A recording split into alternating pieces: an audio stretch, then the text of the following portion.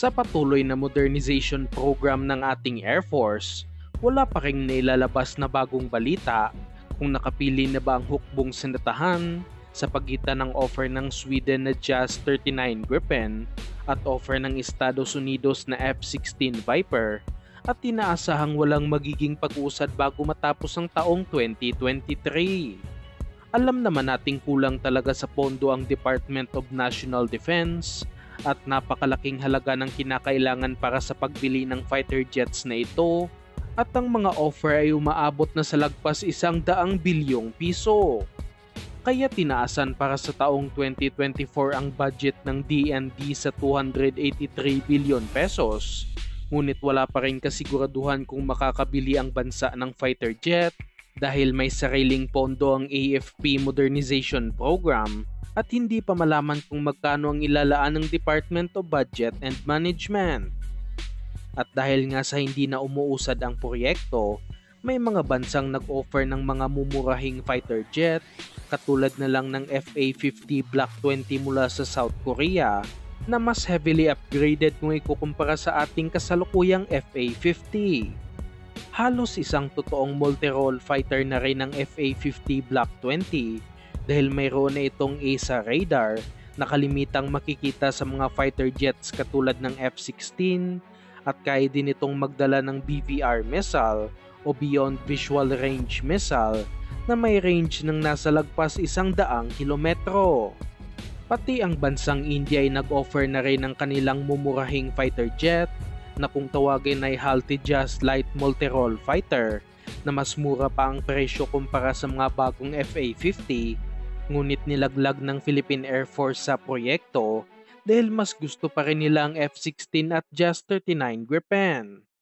At sa bagong balita, ayon sa defense page na Bonsq PH, may bago na namang ina-offer na hindi kamahalang fighter jet ang Estados Unidos bilang sagot sa problema sa kakulangan ng pondo ng ating Air Force at paniguradong kayang-kaya ito bilhin ng Pilipinas. Ang tawag sa bagong aircraft na ito ay ang T-7A Red Hawk na may tuturing na isang light fighter jet, kahit trainer aircraft lamang ang tawag dito ng Estados Unidos at sa taong 2025 unang i-deliver sa US Air Force. Gawa ito ng pinagsamang teknolohiya ng US defense giant na Boeing Aerospace at ng pinakamalaking defense company ng Sweden na Saab na kasalukuyan din nag-o-offer ng kanilang Gripen fighter jet sa ating bansa, kaya inaasahang napaka-advance ng bagong aircraft na ito ng Amerika. Wala pang sinabing eksaktong presyo ng bawat isang Red Hawk aircraft, ngunit sinasabing nasa 1/3 lang ito ng presyo ng mga F-16, kaya bagay na bagay ito sa gipit sa pondong mga bansa katulad ng Pilipinas, kaya nai-offer na rin ang mga nasabing aircraft sa bansa. Dinisenyo ang aircraft na ito upang gayahin ang isang 5th generation fighter dahil ito ang magiging aircraft ng mga piloto ng US Air Force bago sila sumabak sa mga stealth multi-role fighter katulad na lang ng F-35 at ang stealth air superiority fighter na F-22 Raptor. At ayon sa mga nakagamit na ng T-7 Red Hawk, mala fighter jet umano ang kapabilidad ng nasabing aircraft at kayang makipagsabayan sa F-16 fighter jet, kaya masasabing magandang opsyon din ito para sa ating Philippine Air Force. Pinaplano din ng Boeing na gumawa ng advanced fighter version nito na kung tawagin ay mga F-7 fighters, ngunit proposal pa lamang ito at wala pang go signal mula sa US government. Ngunit sa aking sariling opinion lamang, dapat talagang bumili ang ating bansa ng mismong fighter jet na kayang makipagsabayan sa fighter jet ng ibang bansa at kayang maka-intercept ng mga nanghihimasok sa ating teritoryo. Pwede din may konsidera ang T-7 Red Hawk sa mga susunod na taon na kung saan tuluyan na itong mailalagay sa serbisyo ng US Air Force at dito na talaga makikita ang tunay na kapabilidad ng naturang aircraft.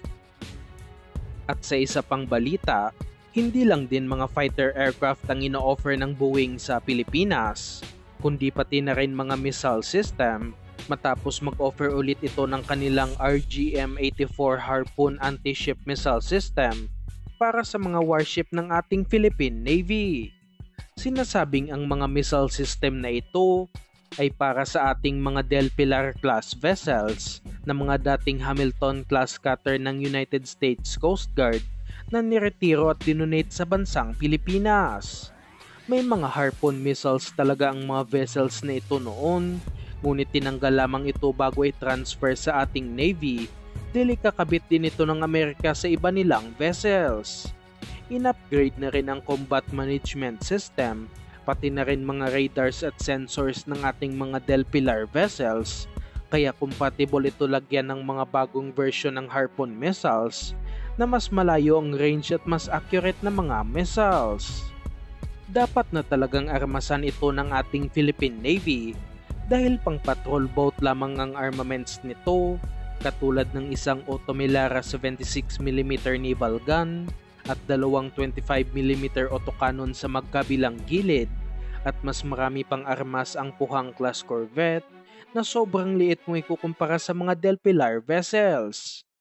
Halos wala ding pangdepensa ang mga barko na ito at napakadelikado nito, lalo na't ang mga Del Pilar vessels ang pinapadala ng ating Navy upang magpatrolya sa West Philippine Sea na kung saan pinuputak din ng mga Chinese vessels. Sayang din ang laki ng mga ito na mas malaki pa sa mga Rizal frigates at pati na rin sa mga paparating na HDC 3100 corvettes, at walang silbi ang pagiging malaki nito kung halos wala din namang armas ang naturang warship.